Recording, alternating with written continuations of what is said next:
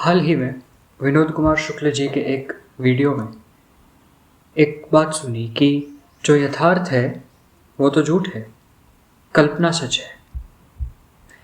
मैंने मेरी एक दोस्त को बोला, मुझसे बोलती है कि यथार्थ कैसे झूठ हो सकता है, यथार्थ तो सच है, जो कल्पना है वो झूठ है। बोली सोचो, कुछ समझाओ थोड़ा। अब उस वक्त तो मेरे पास कोई एक्सप्लेनेशन नहीं था इस चीज़ का, पर आज है।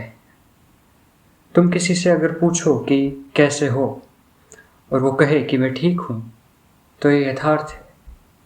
पर अगर वो कहे कि मैं अंदर से धीरे धीरे टूट रहा हूँ, जैसे दीवार में कोई दरार सी आ रही हो, तो ये कल्पना है, पर यही सच है।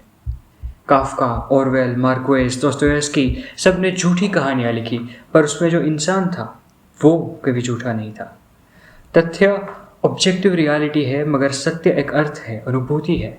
कल्पना भले ही तथ्यात्मक रूप से झूठ हो, मगर वो मानव सत्य को प्रकट करती है। अगर सिर्फ यथार्थ ही अंतिम होता तो न ही कविता जन्म लेती, न विद्रोह और न ही परिवर्तन।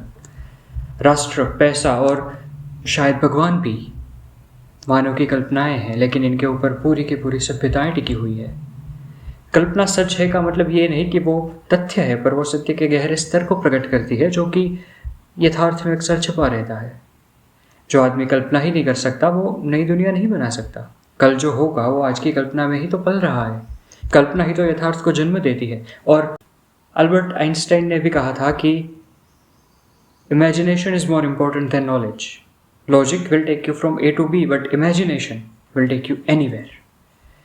कई बार हमारा यथार्थ हमें सिर्फ दुख देता है, लेकिन कल्पना जीने की वजह देती है, उम्मीद देती है। तो किसमें ज्यादा सच है? फ्रांज काफ्का की मेटामॉर्फोसिस कहानी में क्या होता है? एक आदमी है, सुबह उठता है और पाता है कि वो एक बड़ा सा इंसेक्ट बन गया है।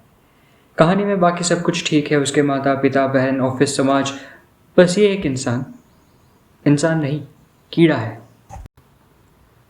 अब सवाल ये आता है कि क्या काफ्का ये कह रहे थे कि आदमी सच में कीड़ा बन सकता है? काफ्का का इंसेक्ट बनाना ये एक कल्पना है, लेकिन इसके जरिए वो जो सच्चाई को दिखाता है वो हड्डियों तक चीर देने वाली है। तो कहानी की सच्चाई क्या है?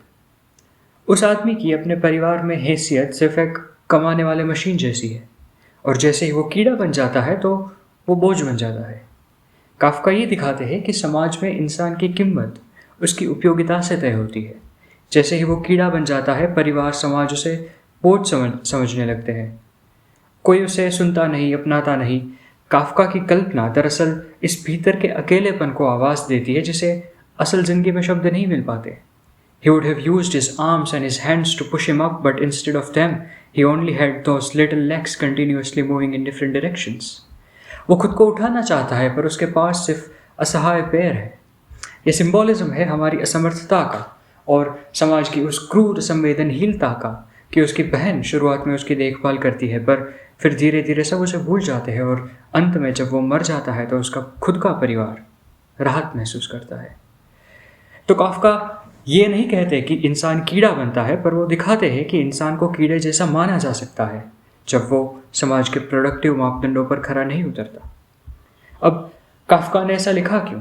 क्योंकि यह उनकी अपनी खुद की टूटी बिखरी आत्मा की कथा थी, जो पिता से संघर्ष करती थी, नौकरी से नफरत करती थी और स्वयं को भीतर ही भीतर उसी कीड़े सा महसूस करती थी।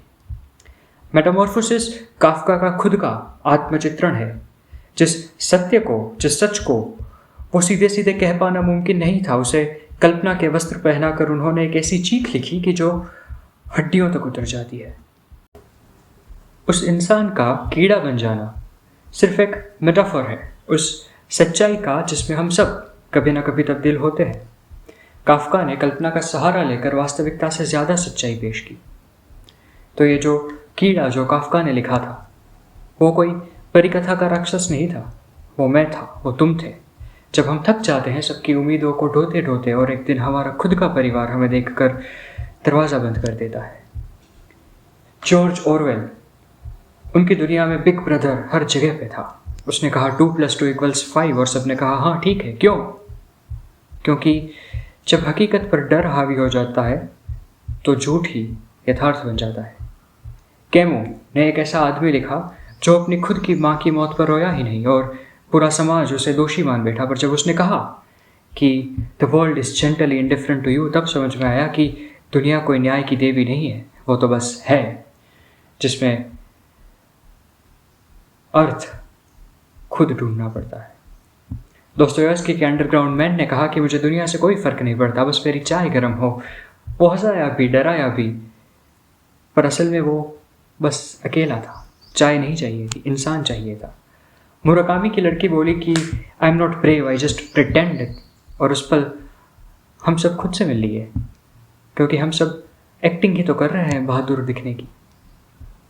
ये सब कहानियाँ थी, सब झूठ थी, सब कल्पनाएं थी। सच में कोई कीड़ा नहीं बनता, सच में कोई बिग ब्रदर नहीं होता, सच में कोई समंदर नहीं जो अकेलेपन से बना हो। पर सच ये है कि हम सब उन कहानियों में थे, और इसीलिए जो यथार्थ है वो तो झूठ है, कल्पना सच है।